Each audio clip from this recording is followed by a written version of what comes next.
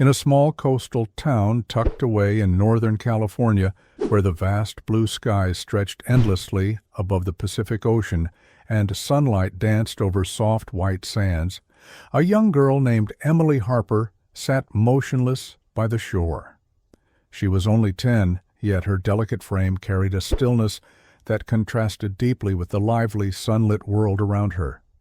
Her parents had brought her here for the summer, hoping that the boundless beauty of the ocean would ease the sorrow weighing on her tiny heart. But instead of lifting her spirits, the vastness of the sea seemed to echo the emptiness she felt. The soft waves, a crystalline turquoise, whispered a rhythmic lullaby as they lapped against the shore. But to Emily, each motion of the water was a painful reminder of her loss. Emily's thoughts were consumed by the absence of her beloved black and white cat, Max. He had been her solace, her companion through life's small joys and growing pains. Now, staring at the endless ocean, she recalled his soft, understanding gaze and the calming rhythm of his purrs that used to fill their quiet moments together. That silence had been replaced with a cold void, and she couldn't understand how the world could remain so magnificent when he was gone. She thought of happier times, memories of their trips to the Napa Valley, where golden hills rolled endlessly and twilight skies twinkled with constellations.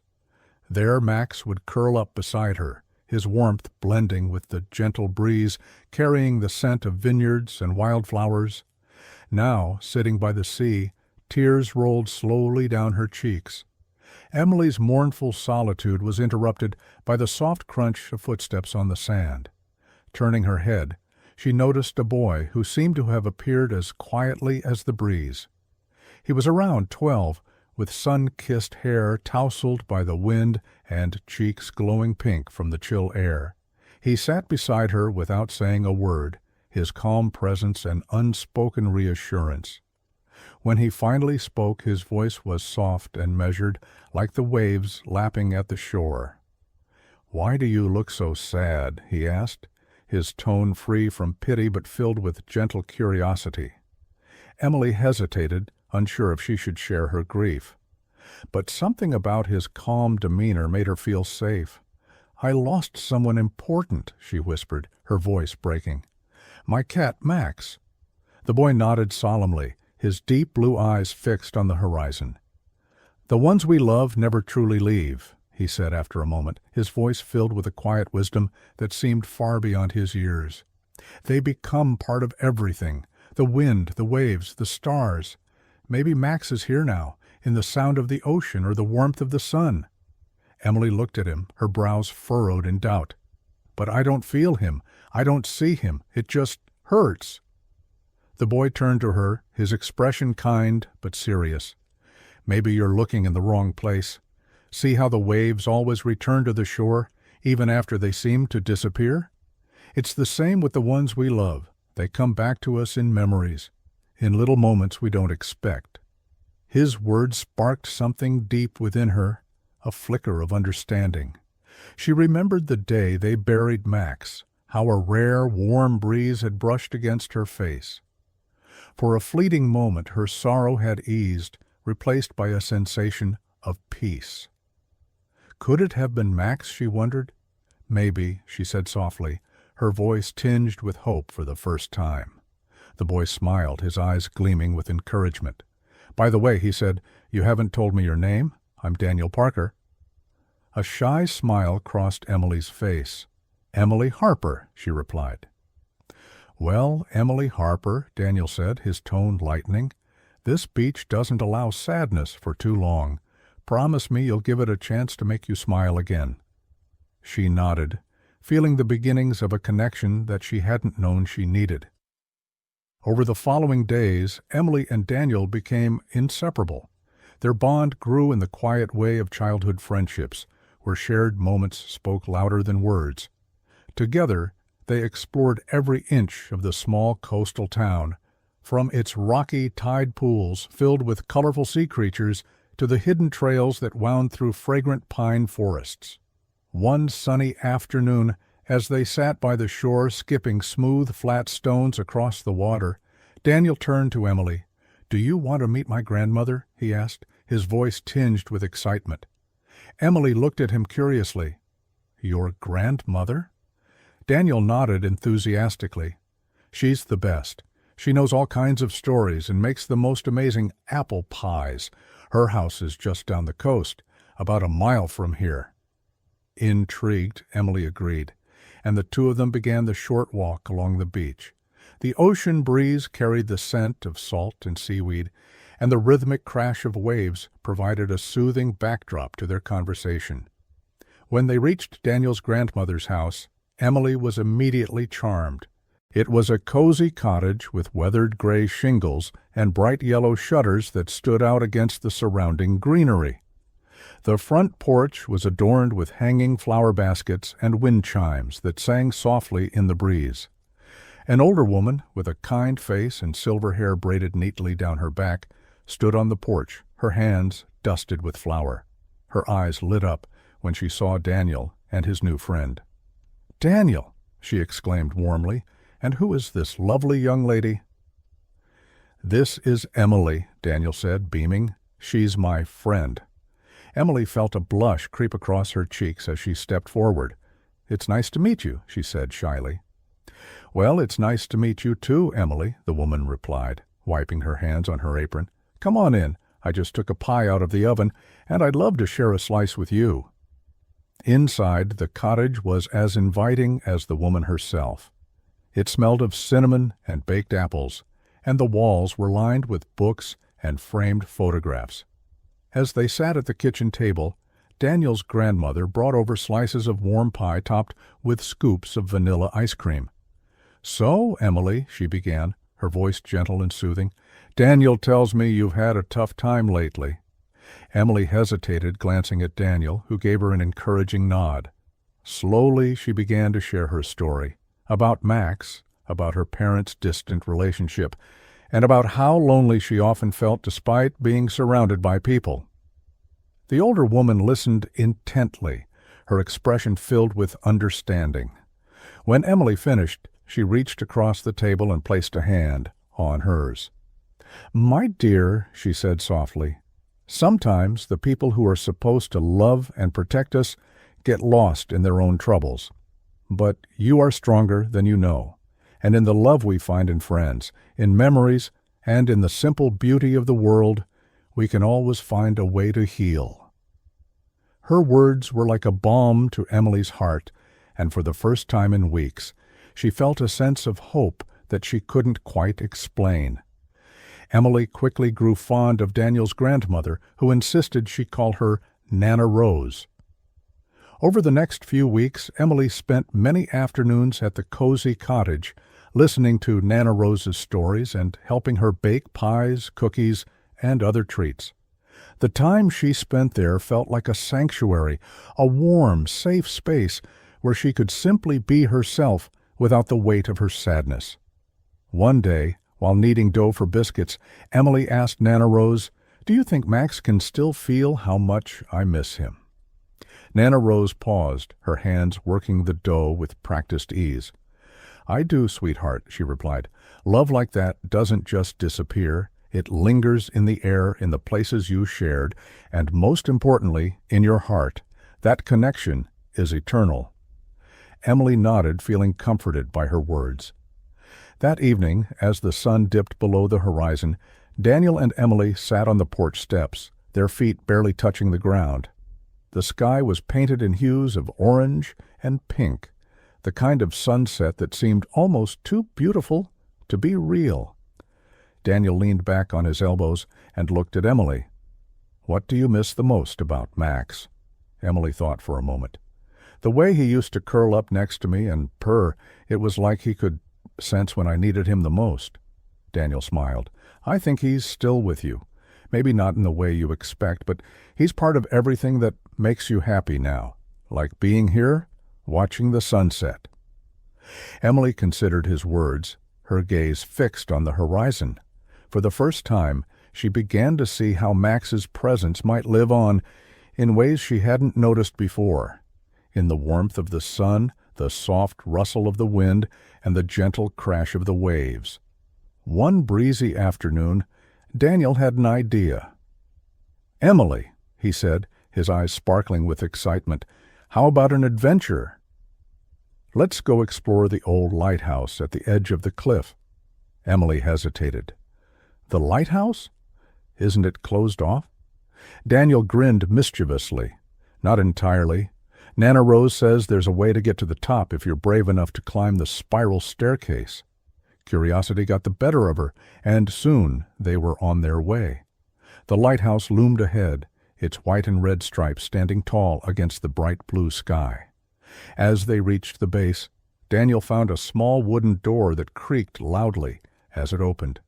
Inside, the air was cool and musty, and the narrow staircase spiraled upward, illuminated by shafts of light streaming through small windows. They began to climb, their footsteps echoing in the confined space. When they reached the top, Emily gasped. The view was breathtaking. The ocean stretched out endlessly before them, glittering under the midday sun, while the cliffs below were dotted with wildflowers swaying in the breeze. "It's beautiful," Emily whispered, feeling an overwhelming sense of peace. Daniel leaned against the railing, grinning. "See? I told you it was worth it." As they stood there, a single butterfly fluttered past, its wings a vibrant mix of violet and white. Emily's breath caught. For a fleeting moment it reminded her of Max, a sign perhaps that he was still with her in some way. "Thank you for bringing me here," she said, her voice soft but sincere. Daniel shrugged modestly. "That's what friends are for." The end of the summer arrived all too soon.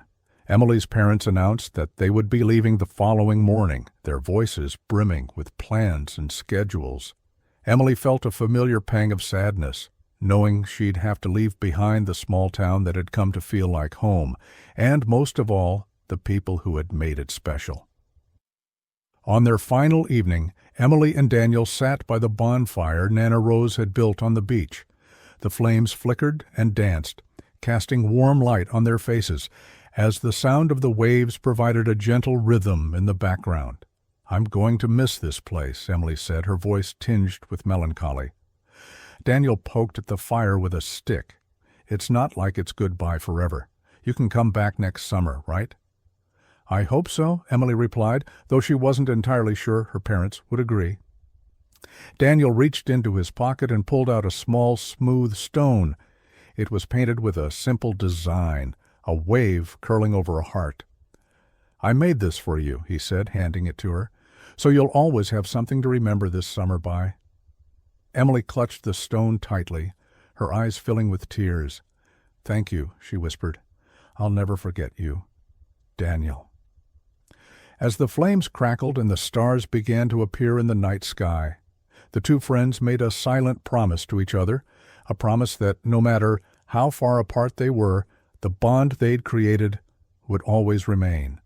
Back in the city, Emily's life returned to its usual routine. The noise, the pace, and the cold distance between her parents were as suffocating as ever.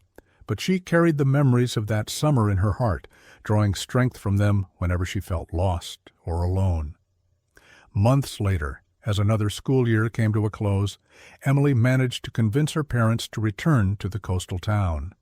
The moment they arrived, she dropped her bags and sprinted to the beach. Her heart raced as her eyes scanned the shore, searching desperately for the boy who had become her closest friend. And then she saw him. Daniel was there, sitting on the same stretch of sand where they'd first met. When their eyes met, his face broke into a wide grin. "You came back," he called, standing and waving.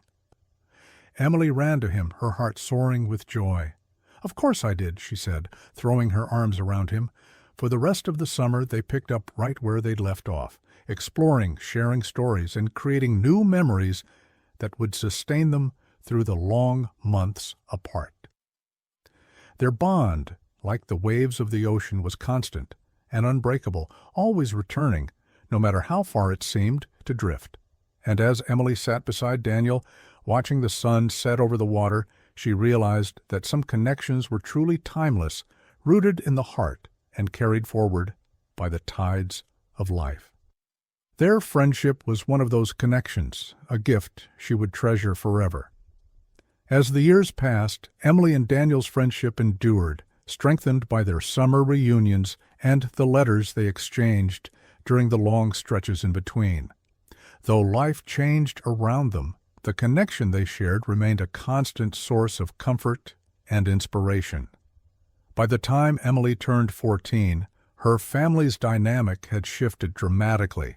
Her parents had separated, their arguments finally giving way to a quiet yet painful divide.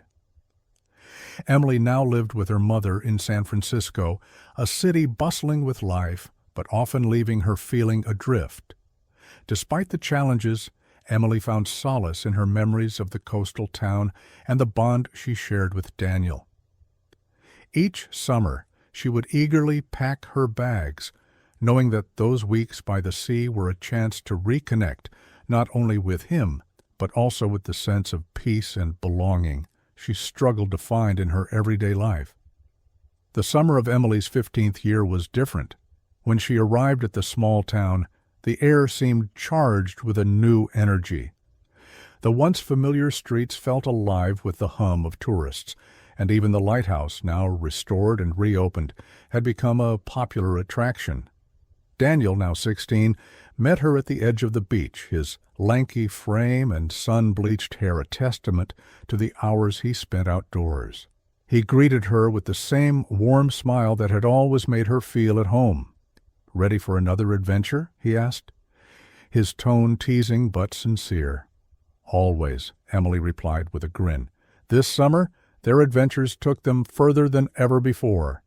They hiked through dense forests, discovering hidden waterfalls and abandoned cabins that seemed to hold secrets of the past. They ventured out onto the open water in Daniel's small rowboat, floating under star-studded skies while sharing their hopes and dreams. One evening, as they sat on the rocky cliffs overlooking the ocean, Emily confided something she had never told anyone. "I feel like I'm always searching for something," she admitted, her voice barely audible above the crashing waves. "Something I can't quite name." Daniel looked at her thoughtfully. "Maybe you're not searching for something," he said. "Maybe you're searching for yourself." His words lingered in the air, profound in their simplicity. Emily nodded, realizing that, in a way, he was right. As the summer drew to a close, Emily and Daniel found themselves facing an unexpected challenge. Daniel's grandmother, Nana Rose, revealed that she was planning to sell her cottage and move closer to family in another state. The news hit them both hard. For Emily, the thought of losing the place that had become her sanctuary was almost unbearable.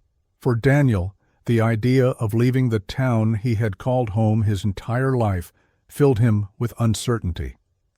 On their last night together that summer, they sat by the fire pit near Nana Rose's cottage, their usual spot for quiet reflection. The firelight flickered between them, casting shadows on their faces as they grappled with the weight of the moment.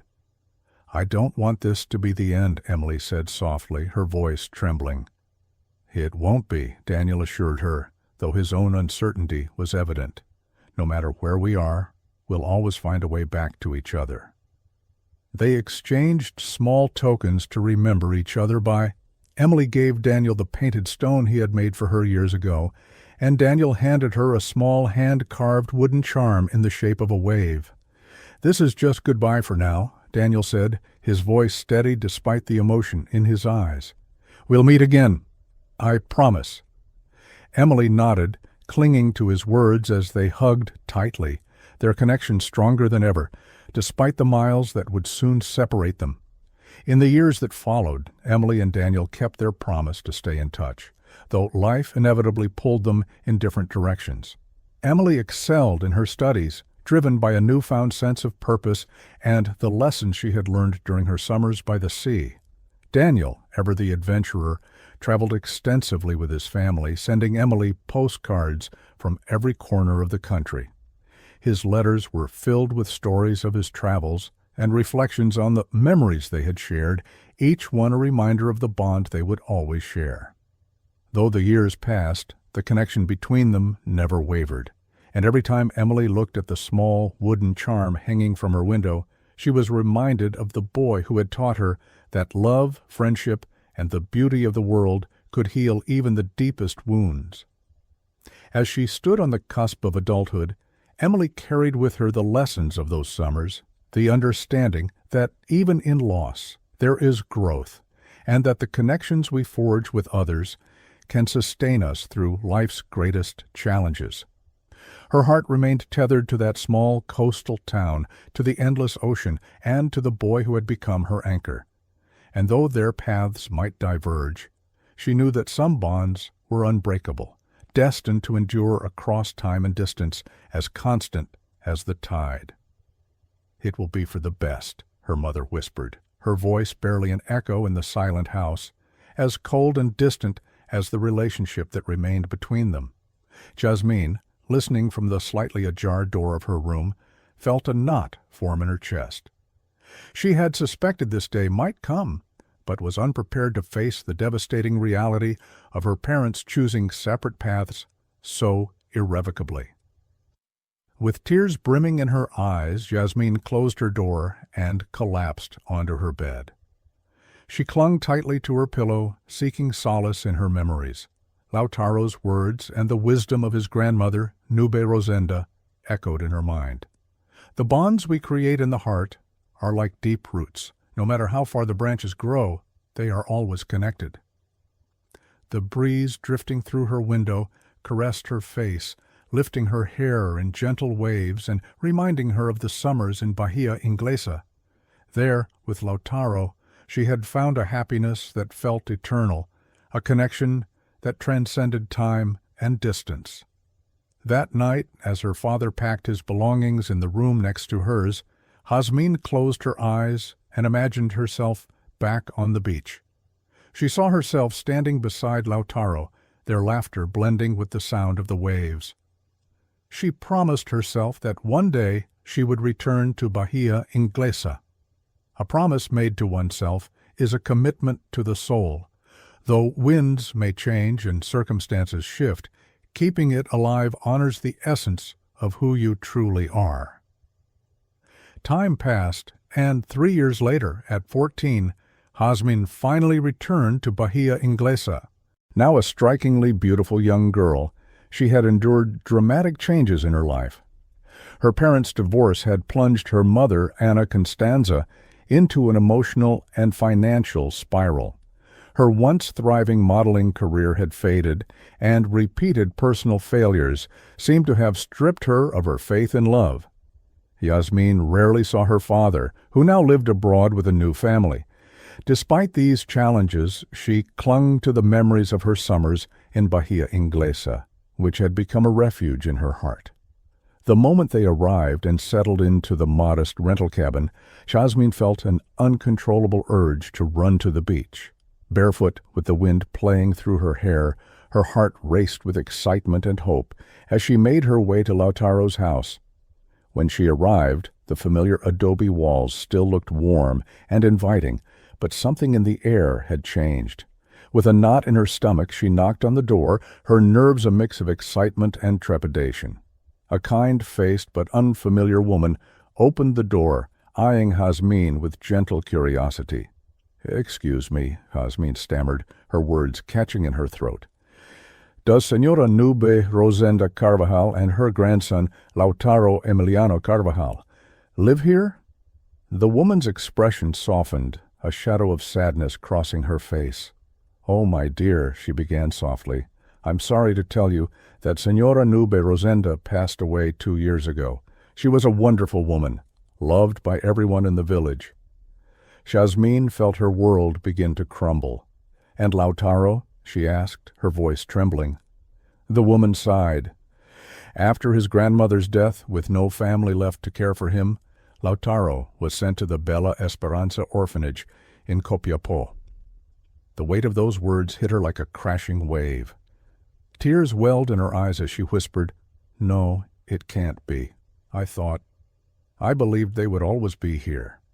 The woman placed a comforting hand on her shoulder. "Sometimes life takes away what we love, but the memories remain," she said. You can feel them with you in every corner of this beach, in every wave that touches the shore. With her heart shattered, Jasmine wandered back to the beach. Kneeling on the sand, she let her tears flow freely, the sound of the waves echoing Lautaro's and Nube Rosenda's words in her mind. The bonds we create in the heart are like deep roots. No matter how far the branches grow, they are always connected. That night, under a starry sky, Jasmine made a decision. She vowed to do whatever it took to find Lautaro, her dearest friend, and her safe haven. The next morning, determination shining in her eyes, she approached her mother. "Mom, I need you to take me to Copiapó, to the Bella Esperanza orphanage," she said, her voice trembling but resolute. Ana Constanza, confused, looked up from her bed. "Copiapó? Why? What for?" she asked, frowning. "To find Lautaro," Jasmine explained, her chest tightening as she spoke. "His grandmother passed away, and I was told he's there." Ana Constanza's expression shifted to one of vague recollection. "Lautaro? Who's Lautaro?" With the patience of someone protecting cherished memories, Jasmine answered, "He was the boy who comforted me when I lost Tom, my cat, my best friend."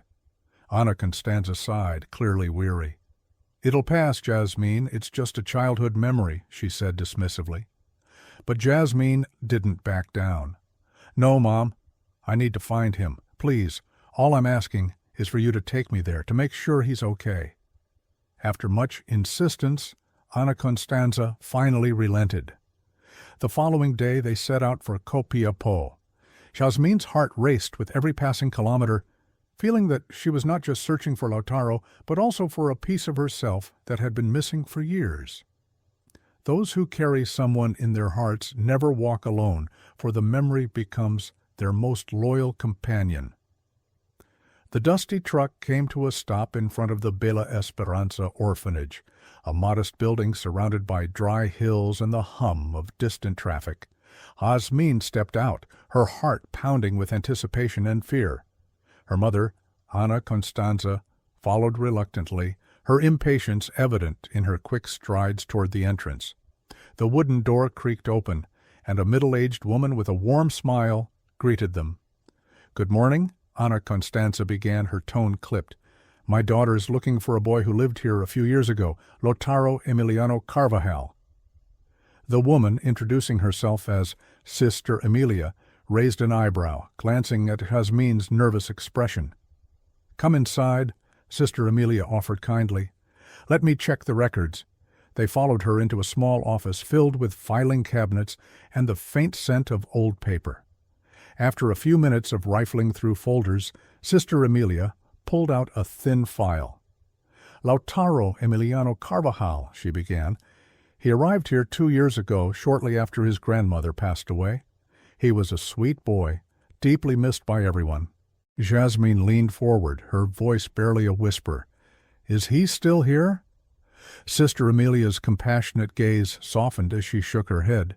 "No, dear. Lautaro was adopted a few months after he arrived.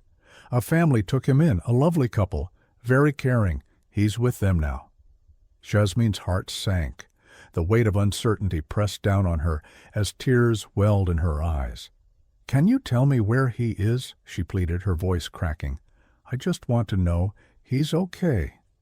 Sister Emilia placed a comforting hand on her shoulder. "I'm sorry, but for privacy reasons, we can't share details about the family. What I can tell you is that they were bilingual, with English ancestry. From what I've heard, they've provided him with a good home and excellent opportunities. I'm confident he's happy and thriving." The words were meant to reassure her, but they felt like a wall between her and the boy she had cherished for so long. "Thank you," Jasmine murmured, though her voice was filled with sadness. As they left the orphanage, Jasmine felt a storm of emotions swirling inside her. Relief that Lautaro was safe and loved, but despair at the thought of their lives diverging so completely. Years passed, and by the time Jasmine turned 17, she had grown into a striking young woman, her beauty matched only by her resilience. Her life had taken a new direction when her estranged father invited her to move to the United States and pursue her dream of studying literature. Eager for a fresh start, Jasmine accepted, leaving behind the remnants of her life in Chile. Upon arrival, she was met by her father's wife, Samantha Lucille Thompson, a polished woman whose icy demeanor quickly revealed the challenges that lay ahead. The household was cold and unwelcoming. Samantha's 2 children, born from her marriage to Jasmine's father, were given every comfort, while Jasmine often felt like an outsider. Her father, absorbed in his career, rarely intervened in the growing tension between the 2 women. One morning, as Jasmine came downstairs, Samantha greeted her with a sharp tone. "You are not welcome in my house," she said flatly, her words laced with disdain. "I don't feel comfortable with you here." Jasmine froze, her breath catching in her throat. Before she could respond, her father entered the room, sensing the unease. "What's going on here?" he asked, his eyes darting between them. Samantha feigned innocence. "Your daughter is disrespectful and rebellious. She doesn't follow the house rules." Jasmine's heart sank as her father turned to her, his expression stern. "Is this true, Jasmine?" he asked. Struggling to hold back tears, she answered calmly, "No, Papa. That's not what happened." But he cut her off. "Enough," he said curtly. "You need to show respect, Jasmine." The injustice of the moment burned in her chest, but she refused to let it break her spirit. "Respect is earned," she said softly, looking him in the eyes, "but I understand now that I'll never find it here." She walked upstairs, packed her belongings, and with quiet determination left the house. Alone in a new country, Jasmine wandered the city streets, her meager savings barely enough for a few nights of shelter. Desperate for a place to rest, she entered a university building late at night, finding an empty classroom where she could sit in silence. The next morning, the sunlight streaming through the windows woke her. Hungry and uncertain, she noticed a poster for an art exhibition happening that very day. The event promised refreshments, and Jasmine, driven by necessity, decided to attend. She slipped into the exhibition hall wearing the fuchsia dress she had packed, a vibrant contrast to her quiet demeanor. As she nibbled on appetizers, her striking beauty caught the attention of a middle-aged man with an air of wisdom. "You seem to enjoy the food," he said with a kind smile. Jasmine chuckled, her nerves easing slightly. "It's delicious. If this were a competition, the caterer would win." The man studied her thoughtfully. "There's more to you than meets the eye. You carry yourself with the grace of someone who has faced storms and come out stronger." His words lingered in her mind as the event unfolded. Among the showcased pieces, a painting caught her eye. Her breath hitched as she approached it, feeling a wave of familiarity wash over her. The painting depicted a young girl, resembling her at 10 years old, gazing upward. Above her, a black and white cat and a radiant violet dragonfly floated together in an ethereal scene. "No," she whispered, her voice trembling. "It can't be." Jasmine stood frozen, staring at the painting that seemed to hold a mirror to her soul. Every detail, the child, the black and white cat resembling Tom, and the violet dragonfly, felt like a piece of her own story brought to life. The whispers of the crowd faded into the background as she approached the painting, her fingers trembling as she traced the air in front of the canvas. Her heart pounded in her chest. "Who painted this?" she murmured aloud. Before she could find an answer, the moderator's voice echoed through the room. "For fairness and transparency, the artists' names will remain anonymous until the winning piece is announced at the end of the event. Thank you for your patience." Jasmine's breath quickened as she stepped back, overwhelmed by the thought that someone had painted her life. Who could it be, and why? The hours dragged on as the event neared its climax. Jasmine waited anxiously, her eyes constantly darting back to the painting. The room buzzed with excitement as the moderator returned to the microphone to announce the winner. Ladies and gentlemen, the winner of this year's Art Student League Showcase is my dragonfly cat. A roar of applause filled the hall. Hasmin's heart raced. The painting, the story of her life, had won. And now, the moderator continued, please welcome the artist behind this masterpiece, Lautaro Emiliano Carvajal. The room erupted into cheers, but for Hasmin, time seemed to stop. Her breath caught, her pulse thundered in her ears. She turned toward the stage just as a young man stepped forward. He was taller now, with an air of quiet confidence and a maturity that hadn't been there when they last met. His dark, unruly hair and familiar blue eyes made her heart ache with recognition. "Lautaro," she whispered, tears welling in her eyes. Lautaro accepted the applause with a humble smile. He approached the microphone, his gaze sweeping across the crowd, until his eyes locked on hers. His expression froze, and for a moment it was as if the rest of the room disappeared. "Lautaro!" Hasmin called out, her voice trembling as she pushed through the crowd toward the stage. As she moved closer, a young woman stepped out from behind the curtain and embraced Lautaro with obvious affection. "My love, you did it!" the woman exclaimed, her voice full of pride. Jasmine stopped in her tracks, the sight of them together sending a cold wave of doubt through her. The crowd around her seemed to blur as her hopes began to unravel. But Lautaro's eyes never left hers. Gently, he disentangled himself from the woman's embrace and grabbed the microphone again. "Wait," he said, his voice steady yet emotional. "Before we go any further, there's someone I need to acknowledge." The room quieted, all eyes on him. "This painting," he began, gesturing toward the artwork, "isn't just a piece of art. It's a story, my story, and hers." He pointed directly at Hasmin.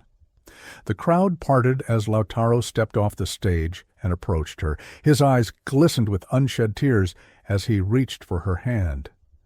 "Jasmine Balza," he said, his voice breaking, "you are the reason I became an artist. This painting, this moment, it's all because of you." The room erupted in murmurs, but Jasmine only saw Lautaro. "You came back," he whispered, his voice filled with awe and relief. "I never stopped looking for you," she replied, tears streaming down her face. As they stood together, the young woman from the stage stepped forward, her expression conflicted. "Is this her?" she asked Lautaro quietly, her voice tinged with understanding. Lautaro nodded. "She's the one I've told you about, the one I never stopped thinking about." The woman took a step back, sadness flashing in her eyes before she turned and disappeared into the crowd, leaving the two of them alone in the center of the room. The applause returned, softer this time, as the audience seemed to sense the gravity of the moment. Lautaro turned back to Hasmin. "I promised I'd wait for you two," he said, "and here you are." She smiled through her tears. "And I promised I'd find you, no matter what." In that instant, the years of separation melted away.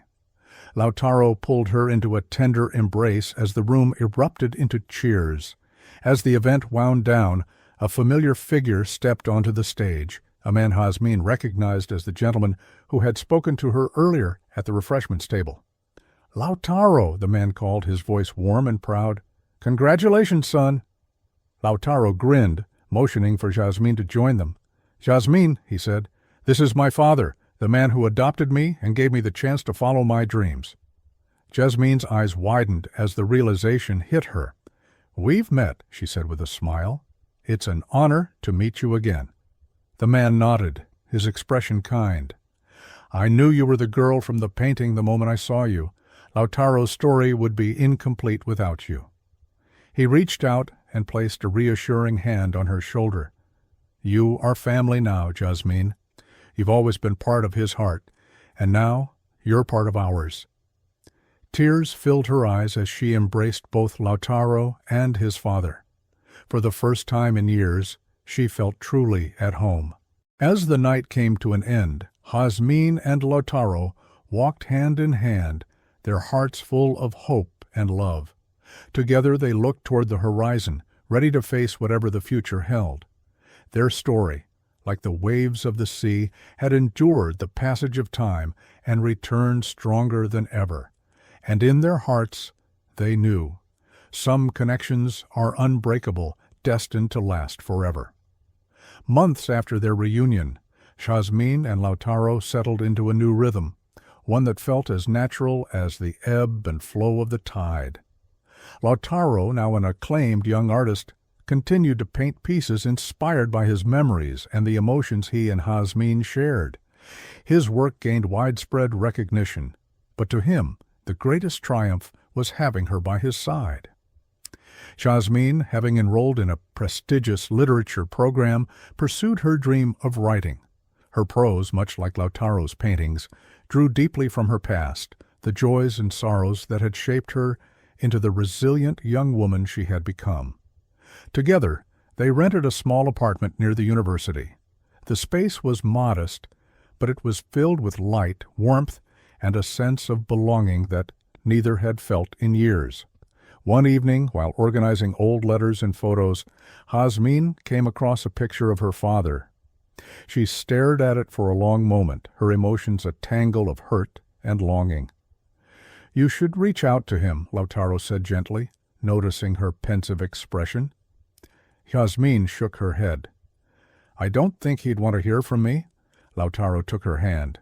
"You deserve closure, Jasmine. Even if he doesn't respond the way you hope, it's important for you to say what's in your heart." Inspired by his words, Jasmine wrote a letter to her father that night. She poured out everything she had been holding on to, the pain of his absence, her desire for reconciliation, and her gratitude for the strength she had found through it all. Weeks later, to her surprise, she received a reply. Her father apologized for his mistakes and expressed his pride in the woman she had become. Though their relationship would take time to rebuild, the letter marked the beginning of a new understanding between them. As years passed, Jasmine and Lautaro's bond deepened. Their shared history became the foundation for a life filled with creativity, love, and mutual support.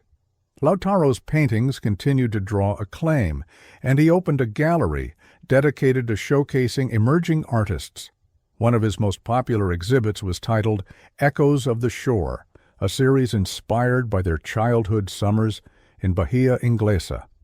Jasmine, meanwhile, published her first novel, a poignant story about loss, resilience, and the enduring power of love. It became a bestseller, and she was invited to speak at literary events across the country.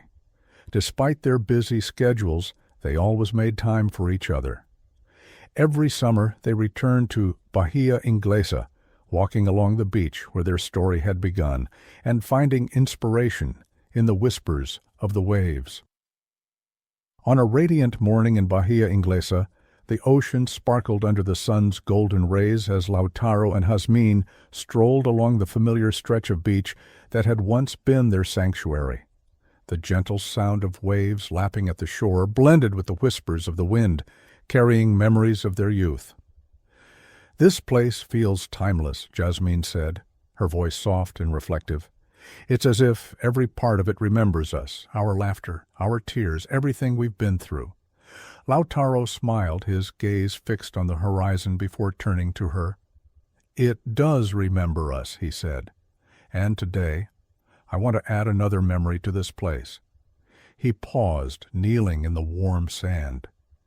Reaching into his pocket, he pulled out a small velvet box and opened it, revealing a delicate ring. Its design was simple, yet elegant, a silver band adorned with a single pearl encircled by tiny emeralds, a reflection of the ocean and the earth they both cherished. "Jasmine," Lautaro began, his voice trembling with emotion, "from the moment I met you, you became my safe harbor. Through every distance and every trial, you've been my compass, guiding me back to what truly matters. Will you marry me and make this journey ours forever?" Jasmine's breath caught in her throat as tears filled her eyes. Her heart swelled with love, memories of their shared past flooding her mind. "Yes," she whispered, her voice choked with joy. "Yes, Lautaro, I will." Lautaro slipped the ring onto her finger as the waves seemed to cheer in celebration. They embraced, the world around them dissolving as they held each other tightly. Their wedding, held a year later, was nothing short of magical. It took place on the same beach where Lautaro had proposed, under a canopy of twinkling lights strung between wooden poles. The soft hum of the ocean served as a soothing backdrop to the heartfelt vows they exchanged. The guest list was small but meaningful. Lautaro's adoptive father stood proudly by his side, while Jasmine's parents, having reconciled after years of estrangement, sat together, their shared pride in their daughter bridging the gaps that once divided them. Nana Rose's presence was honored through small touches. Her favorite flowers adorned the tables, and her cherished recipes were served to the guests. Lautaro, with his artistic flair, painted a mural on a nearby wall to commemorate the occasion. It depicted a young boy and girl walking hand in hand along the beach, accompanied by a cat and a dragonfly. "You've outdone yourself," Jasmine said, her voice filled with admiration as she admired the mural. Lautaro smiled, his eyes sparkling. "It's us," he said simply. That night, as they danced barefoot in the sand under the stars, they knew their story had come full circle. After their wedding, Jasmine and Lautaro moved to a coastal town near Valparaiso, where they built a home filled with love, laughter, and creativity. Lautaro pursued his career as an artist, his work gaining international acclaim for its ability to capture raw emotion and the beauty of human connection. Jasmine, inspired by her lifelong love of literature, became a writer. Her first novel was a semi-autobiographical tale of love, loss, and resilience. Dedicated to Lautaro and their journey, the book became a bestseller, resonating deeply with readers who found pieces of their own lives within its pages. Despite their successes, they remained grounded, often returning to Bahia Inglesa to reconnect with the place that had shaped their love. Years later, their lives expanded in ways they had never imagined. Jasmine and Lautaro became parents to 2 children, a boy named Gabriel and a girl named Camila. Both children inherited their parents' curiosity and creativity. Gabriel, with his father's artistic flair, loved sketching scenes from the stories his mother wrote, while Camila, bold and imaginative, often transformed their living room into a stage for her impromptu plays. On one summer trip to Bahia Inglesa, the family spent hours exploring the tide pools, building sand castles, and telling stories under the stars. Watching their children play on the same beach where their own childhood memories were etched, Jasmine and Lautaro felt an overwhelming sense of gratitude. "Our story lives in them now," Lautaro said, as he wrapped an arm around Jasmine. She nodded, her heart full. "And they'll carry it forward, just as we've carried Nana Rose's wisdom and the memories of our past." As Gabriel and Camila grew, Jasmine and Lautaro made it a point to teach them about the power of love, resilience, and the bonds that connect people across time and distance. They often shared stories of Nana Rose, Tom the cat, and the summers that had shaped their lives. One evening, as the family gathered around a fire pit on the beach, Camila asked, "Mom, Dad, do you think the waves remember us?" Lautaro chuckled, ruffling her hair. "I think they do, and if you listen closely, they'll tell you their secrets." Gabriel, always the skeptic, rolled his eyes. "That's just Dad being dramatic." Jasmine smiled. "Maybe. But sometimes the things we can't see or prove are the most real of all." As the years went by, Jasmine and Lautaro's love continued to grow, weathering life's challenges with the same strength that had carried them through their earliest trials. Their home became a haven for friends, family, and even strangers who were drawn to the warmth of their connection. One day, Jasmine stood in her study, holding a copy of her latest book. The dedication read, "To those who have loved, lost, and found their way back, this is for you. May your waves always return to the shore." She glanced out the window where Lautaro was teaching Gabriel and Camila how to fly kites. Watching her family, she felt a deep sense of fulfillment, knowing their story was one of hope, resilience, and enduring love. On a quiet afternoon in Bahia Inglesa, Yasmin and Lautaro sat together, their hands intertwined as they watched Gabriel and Camila race along the shoreline. The wind carried the sound of their laughter, blending seamlessly with the eternal rhythm of the waves. "Do you ever think about how far we've come?" Yasmin asked, resting her head on Lautaro's shoulder. "All the time," Lautaro replied, "but I also think about how much more we have to look forward to. Our story isn't over, Yasmin. It never will be." And as the waves kissed the shore, ever constant, ever returning, they knew their love, like the sea, was infinite. Years later, as the tides of life carried their family forward, Yasmin and Lautaro decided to deepen their connection to Bahia Inglesa. They purchased a small, weathered house near the beach, the very same one that had once belonged to Nana Rose. Restoring it became a labor of love, and they transformed it into a haven not only for their family, but for anyone seeking solace and inspiration. Gabriel and Camila grew up listening to their parents' stories about the house and the memories etched into its walls. They joined in painting the wooden shutters, planting wildflowers in the garden, and restoring the porch where Nana Rose had once shared her wisdom with a grieving young Yasmin. One day, while sorting through boxes left in the attic, Camila found an old wooden chest. Inside, wrapped in faded fabric, was a collection of sketches, journals, and small trinkets. Among them was a letter written in Nube Rosenda's elegant handwriting. "To those who carry love in their hearts," the letter began. Camila raced downstairs, calling out for her parents. Yasmin and Lautaro gathered around the dining table as Camila carefully unfolded the fragile paper and began to read aloud. "If you are reading this, you have found the home where love grows. I hope you understand that this house was never just a shelter. It was a place where lives intertwined, where sorrows found solace, and where hearts discovered hope. Whoever you are, know that you are part of a story that began long ago and will continue long after us. Carry it forward with kindness and let the sea guide you." The family sat in silence, the words reverberating through them.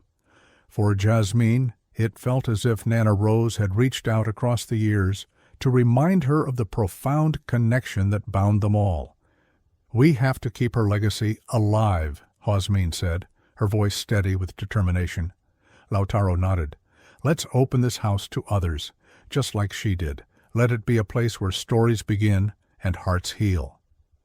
The house became more than a home. It became a retreat for those seeking inspiration and refuge.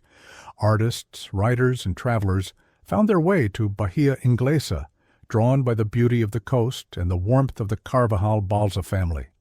Gabriel, now a young man with a gift for storytelling, often held workshops on the porch, teaching others how to turn their experiences into powerful narratives.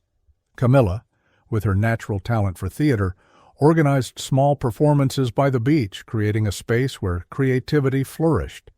Yasmin and Lautaro dedicated themselves to fostering this community of dreamers. Lautaro's paintings adorned the walls, each one telling a story of resilience and love. Yasmin shared her own journey through her novels, her words inspiring others to seek out their own paths of healing and connection.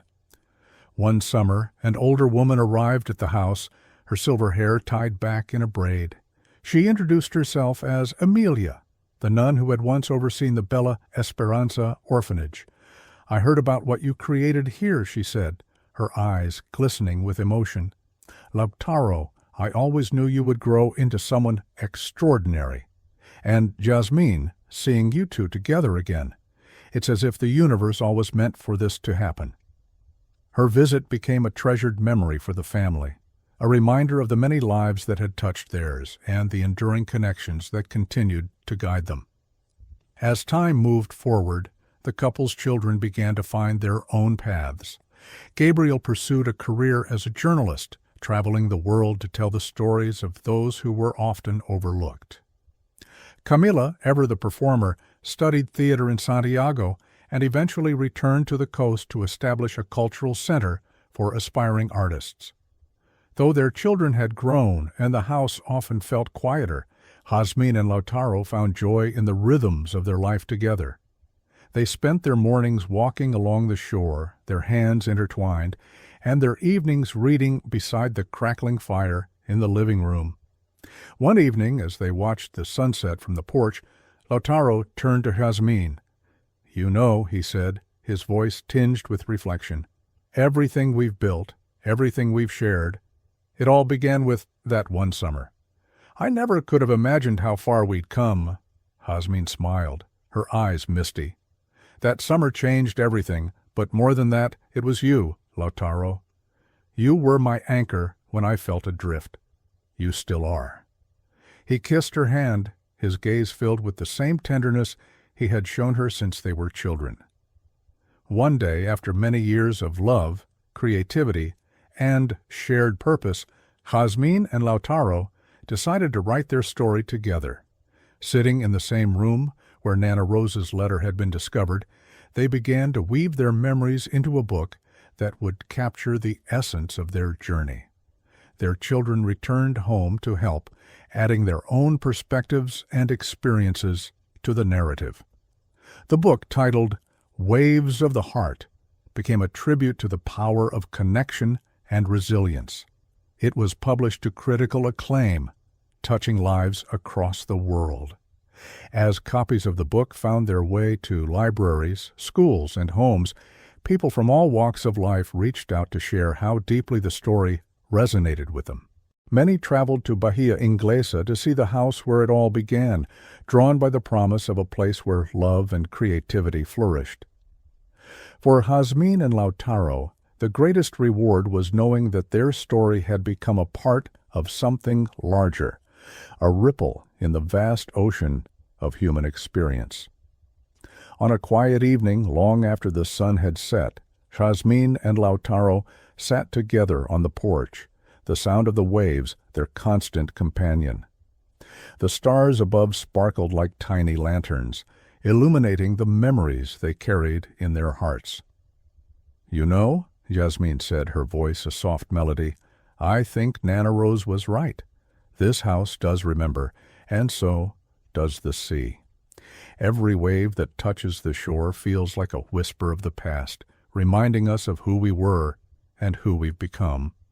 Lautaro nodded, pulling her closer, "And as long as we're here, we'll keep adding to those memories, together." They sat in comfortable silence, the love they shared needing no words. As the tide came in and the waves gently lapped at the shore, they knew that their story, like the sea, would endure forever. Their love had become a force of nature, infinite and timeless, a testament to the bonds that anchor us and the resilience of the human heart. To you, the listener or reader of this story, if you've ever felt lost or overlooked, know that your journey is not yet finished. Like Jazmín and Lautaro, you have the strength to find your way, to create connections that heal, and to build a life filled with meaning and love. Thank you for being part of this tale. If you wish to support the dreams of others, share this story, leave your thoughts in the comments, and know that every connection you make brings a little more light to the world.